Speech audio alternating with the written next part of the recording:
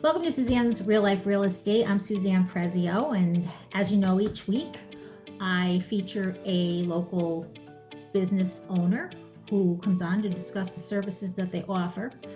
Because one thing we all have in common, whether or not you're buying or selling a house or own a house, we all live in a house. We live somewhere and we live within this community. So the ideal behind this podcast is to introduce people in our community.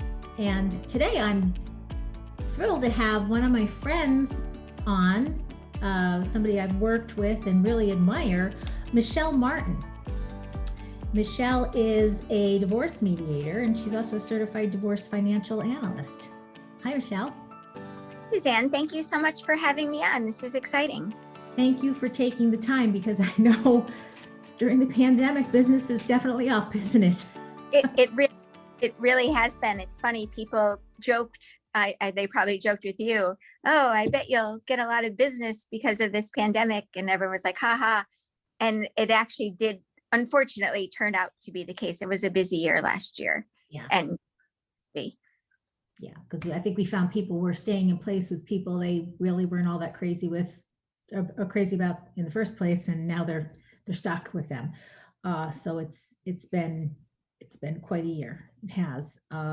So Michelle, we have a lot to cover in this half hour, because mediation is something that a lot of people aren't, they've heard of it, but it's still very, very new age, I'll say. And I have a lot of appreciation for it. So where did you grow up? Are you a hometown girl? yeah, well, I did. I grew up in Saratoga, and then I went to Union College, and then I moved to Manhattan for about 17 years before coming back. So I was away for a while, but of course after you've been gone for a while, you come back and you really can appreciate this area for everything it has to offer. So yes, I am a local girl, as you can say. Yeah. Well, I think it's the best place in the whole wide world. So, so let's dive right into this. What is mediation?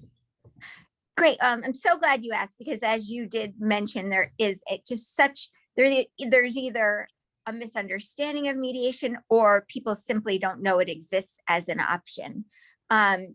Where the misunderstanding is, I think people think some people think mediation is for people to try to get back together and save their marriage. And while that's a nice idea, that's not what mediation is. Or they think of mediation as this new age, like, oh, let's sit around a room and sing, and and that's not what it is either.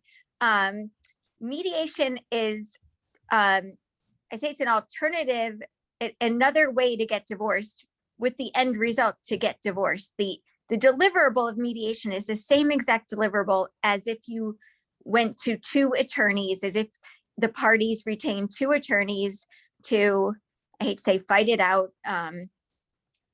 with the end result being the deliverable, your divorce agreement that's needed to present to the courts in order to get divorced. That's the same exact deliverable as mediation. However, instead of two attorneys writing letters back and forth, maybe you'll be in the same room once for a half an hour every 6 months, barely, spending a great deal of money.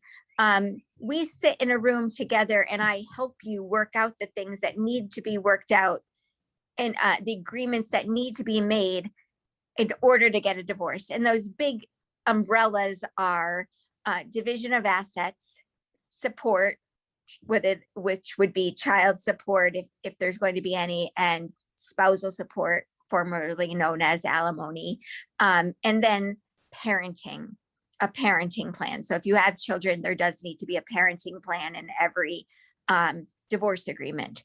So you can imagine trying to work out those things with two lawyers who are never together, and you never together with your spouse trying to work these out. I don't know how it ever gets done. I don't. Whereas when we're in a room together, we can say, okay, how do we want to parent these kids? What do we want to do with the house? Can one of you afford the house? How are we going to refinance the mortgage? Where is the other of you going to live? Let's go through the calculator and figure out what support should be. Are we going to deviate from that support, and how? How are we going to pay for the kids' activities? Which one of you wants to do that? Let's come up with an agreement. People don't understand they can actually come up with their own agreement that might deviate from what a calculator says, provided that it is conscionable and makes sense and you both agree on it. And you can come up with an agreement that works for your family and that you that makes sense. But people don't understand that because lawyers kind of don't explain that to them, and they go down a road that and come up with an agreement that may not even financially make sense for them 2 months down the road, or may not. They may say in their agreement, the parties agree to refinance that the wife will refinance the mortgage out of the husband's name within 6 months of the signing of the agreement, never even checking if that's even going to be possible. And then they sign the agreement and realize the wife simply doesn't have the income or the credit rating or whatever to refinance that mortgage. And then they're like, now what? That doesn't happen in mediation. We make sure that's going to happen, or we make sure we write the agreement in such a way that that can happen. These are the things that we can do in mediation. It's a better way to get a divorce done. We make sure that the agreements work and work to everyone's advantage. So it sounds what you're working on is a compromise. And because you say you don't know how the divorce attorneys ever get it done. I truly think the divorce attorneys, once they realize that you have only $5,000 left in your bank account, suddenly they can wrap things up. So anyone that knows me knows my opinion of divorce attorneys, hence why I have a mediator on. But, you know, from what you're saying, you know, and I know not all mediators are made the same either, in that it sounds to me like you give solutions, not legal advice, because you can't give legal advice. Right. But I'm not. You give options and think them through. Like, let's see if that really makes sense. Is this going to be feasible? Which separates you from a lot of mediators. So thank you for that. Thank you. But Michelle, how long has mediation been around?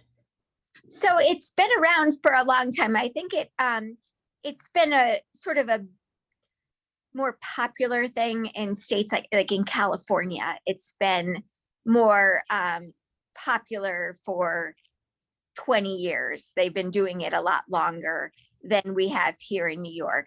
But it's been around for a while. For example, I've been divorced for about 6 years, and I've mediated. My divorce was mediated.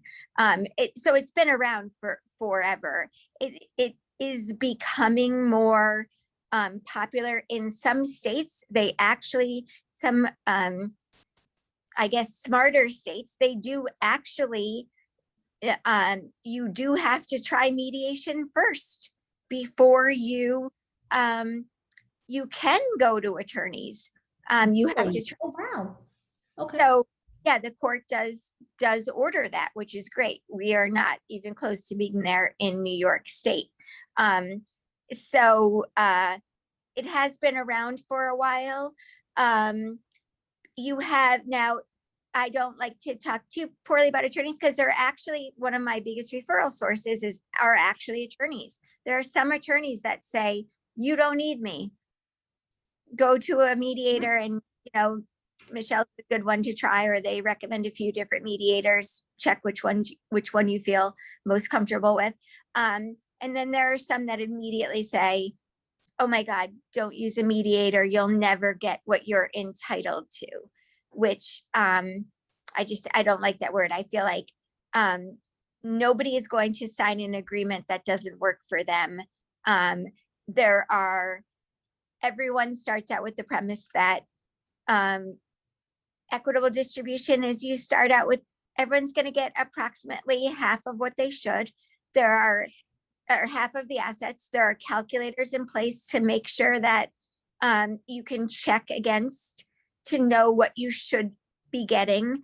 Plus, I kind of find that the calculators actually come out to what someone needs to support children, to tell you the truth. It's kind of interesting. But in the end, everybody gets, when we work it out, it works out to what someone needs to support kids, what someone has to help support them. And it ends up working out in the end the way it should, and the way everyone needs it to agree.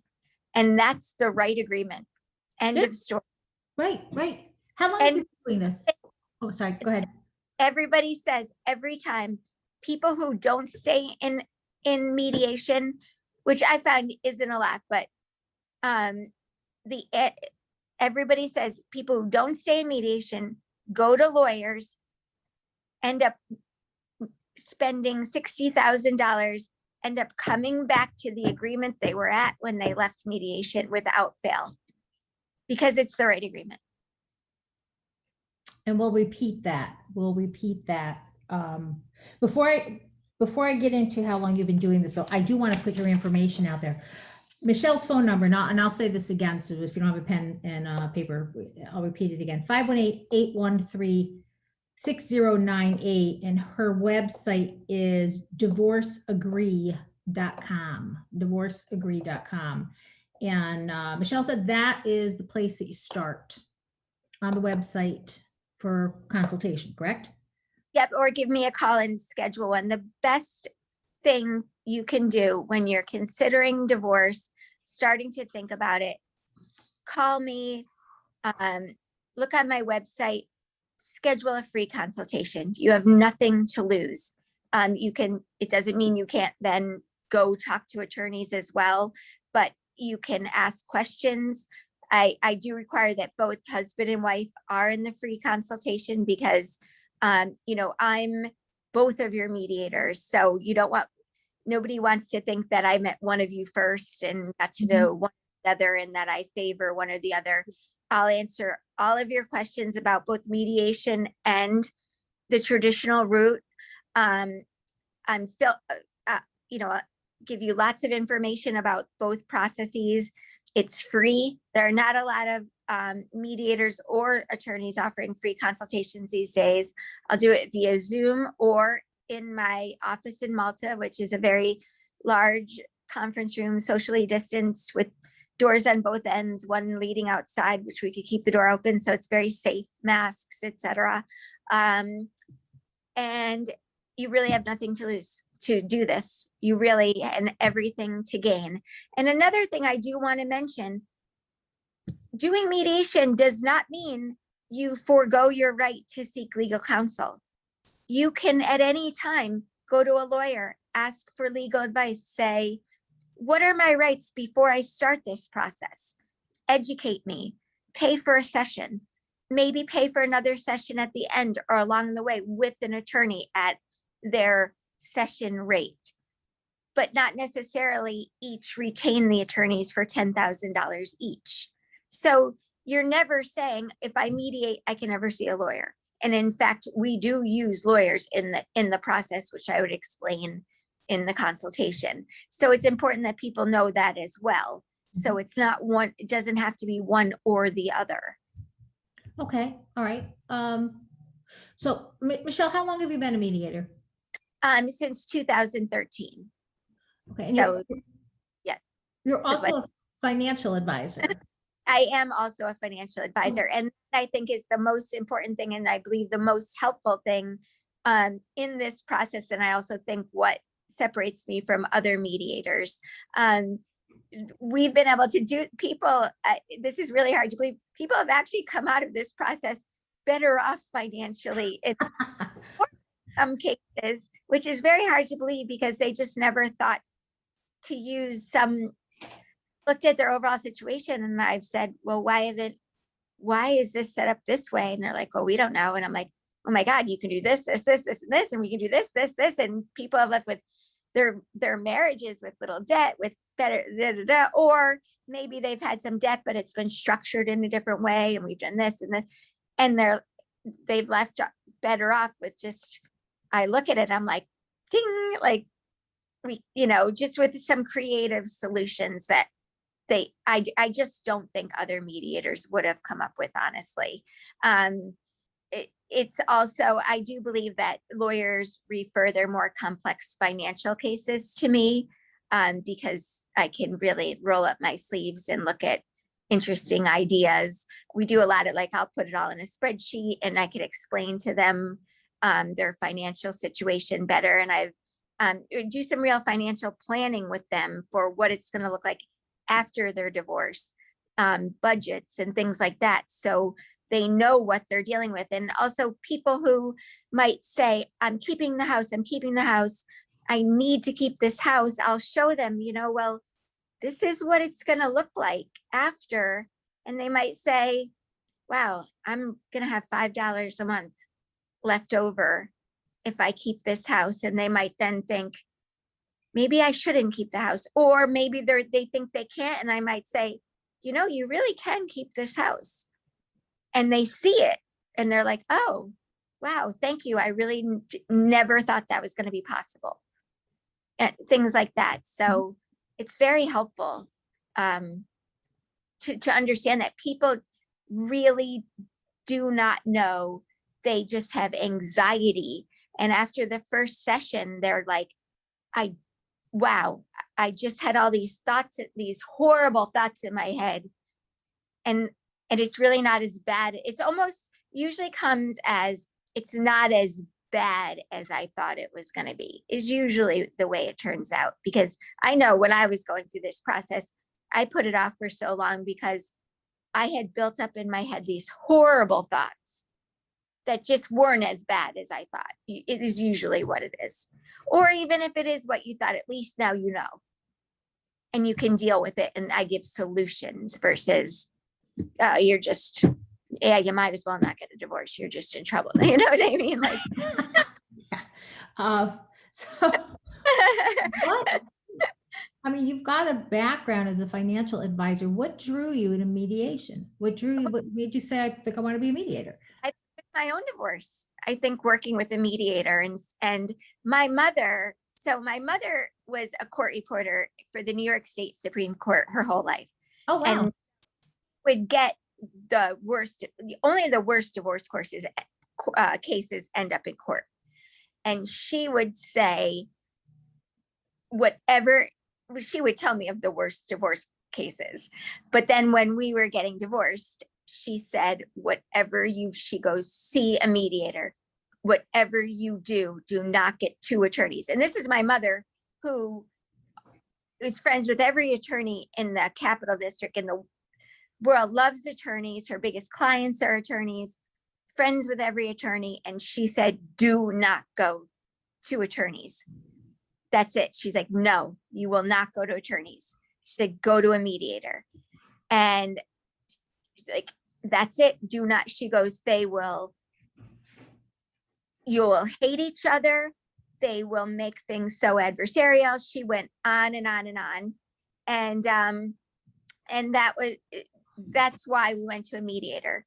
And it was just made it such an easy experience that I said, it was such a great experience and such a great process. And I also saw how I could do this. I just said, I can do this. Like, I also had the tools to do it because I was a financial advisor. So I took my own situation with, my husband, and I put it on a spreadsheet and to the mediator, and he's like, well, God, you've already got this. So like, I went to him with the spreadsheet, like, well, I think we could do this, and I could do it. And he's like, wow, you kind of already did it. And I was like, wow, this is kind of neat.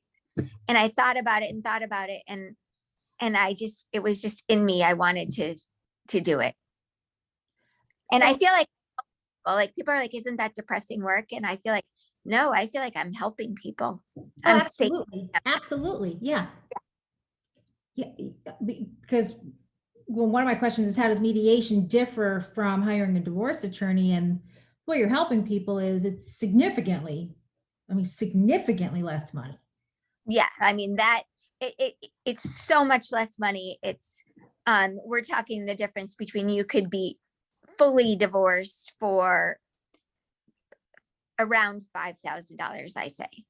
Fully divorced. That's fully divorced through the court system. Very possible versus, as you know, Suzanne, $6,000. And that's not exaggerating. Lots of zeros, lots of zeros. Yes. So and I almost don't even like to lead. It's funny, I don't like to even lead with that, even though that's the most significant thing, because it's such a better process. Because all the other things as well, like the fact that you actually might not hate your spouse after, like, there's some lasting in our, in our sessions, or, you figure out that you don't have to hate your spouse, that you can sit down together and work out these things together and work out a parenting plan, and that you realize you're going to have to work with this person for a lot of years, possibly. And Sure. yeah, and I don't stir the pot and things like that a divorce attorney may do. And again, not all divorce attorneys are like that. They really aren't, but it's a different ball of wax altogether. And again, we don't sit in my office and sing kumbaya, and we do roll up our sleeves, and I may be a much more of a, these are the numbers mediator through a lot of it than other mediators are. And some mediators may be much more like, oh, let's love each other than I am. But it's still a much nicer process that leads to better outcomes all day long. Yeah, And it may sound like you're spending a ton of time doing this. And actually, the average number of sessions is 3 2-hour sessions to do this. well, that was one of my questions. Yes, moving on. So it may sound like I'm talking about, oh my God, how long do we have to sit in this room with this girl doing this? And the answer is really, it can be done in 3 sessions. It really can. And now maybe you might need one more, and if you do, it's well worth it. But honestly, usually not. You can get a lot done in that many sessions. And I also try to, when we have our consultation, get a lot of information about you, so that if you do start with me, I kind of already know a lot about you, and I have you leave, I send you worksheets to fill out and send ahead, so I understand your situation. So I'm not sitting there asking a lot of questions, wasting, time on the clock that you're for. So, so you get more value. And so you're not paying for an extra session where I'm just asking, tell me about your house. Like, I kind of already have that information in front of me. So, so yeah, people almost don't believe that that a really good divorce can be done that simply. They're like, well, why don't I have to pay for a deposition? Well, why don't I have to file these motions? And the answer is you don't. Lawyers make you think that you do, but you don't. Right. See, what I found to be the most frustrating thing was I couldn't even tell you what the judge looked like. So it just seemed like you'd go to court, you'd sit on the bench like a child, your attorney would go in for 3 minutes and come out and say, and we're going to come back in 3 months. Why? And what are the fact that, and I mean, I'll keep this brief, but I'm bringing my kids to school every day. I'm picking them up every day. I'm home with them, sick days, vacations, snow days, whatever. Why am I fighting for custody when I'm primary? I never even got to go in front of a judge and say, this is a no-brainer. In the meantime, at $3.75 an hour, these letters are going back and forth for months when I'm not even asking for anything. All I'm saying is, look, give me my kids and let's just call it a day. So the fact that you can come up with these solutions and compromises in, 3 sessions, maybe 4, it's a no-brainer. Why would you not go to mediation? And then correct me if I'm wrong, Michelle, mediation is legally binding. Yes. Is it a must that both parties have to have the agreement looked at by an attorney and signed off on, or It isn't recommendation? a must, but it's highly recommended. So I um, I it's a requirement in my mediation practice. So I have a process for doing that. So I have that in place for people. So in the end, you do come away with an agreement that has been signed off on by attorneys. That is the same exact deliverable that you would have gotten from two attorneys. That it looks exactly like the big thick and is like the big thick 60-page agreement with all the notary pages, that once is signed and notarized is legally binding. And then you are what might be called legally separated. And then once if you send to the court and return from the court stamped divorced, you are divorced. So it's the same exact deliverable you would get from your attorneys, that once you both signed and notarized, same exact deliverable process, legally binding, everything. So there is no difference at all. So Michelle, if you could give a public service announcement to people who are thinking of this, of parting company, what do you wish that the people walking across your threshold knew before they ventured into this? So I just, if they got as far as my threshold, that would be great, because that would mean they knew mediation existed.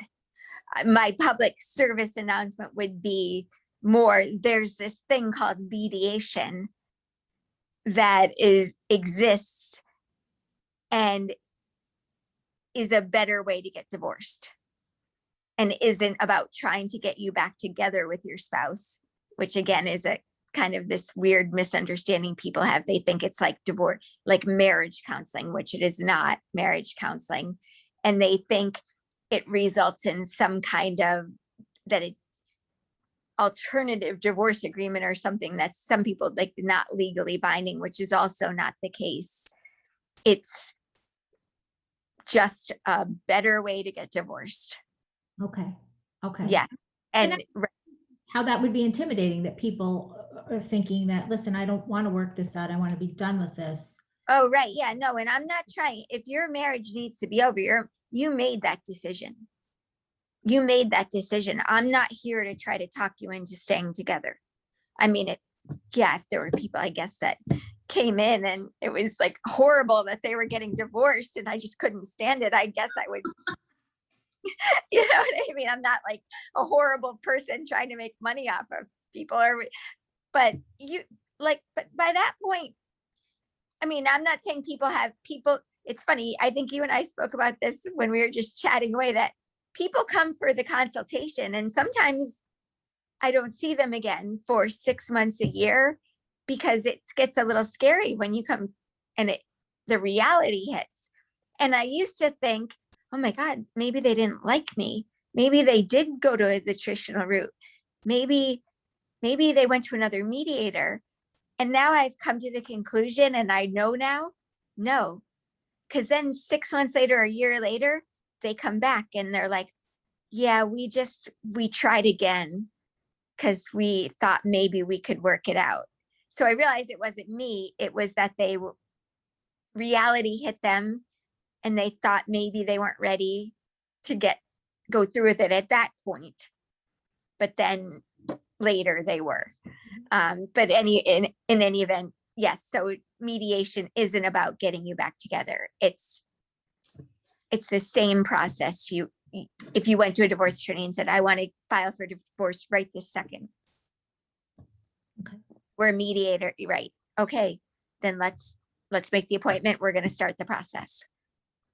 All right, Michelle, I'm going to give your info again, and believe it or not, that was the fastest half hour ever. I'm going to have you on again. Oh my God. Because there's like 10 minutes. Yeah, there's so many questions I didn't get to, but your phone number, 518-813-6098, Michelle Martin, divorceagree.com, divorceagree.com. And again, the phone number is 518-813-6098. So Michelle, I'm gonna give the teaser question for when you come back on, Yes. and it's what we'll start with. Don't answer it though. Is Okay. there anyone for whom mediation wouldn't be a good option? Okay. That will be our start off question. So thank you for being here. Thank you for having me. I'd love to come back on. There is so much to talk about. And that is a great question. And we should talk about that. All right, well, we will next time. So thank you. Thank you.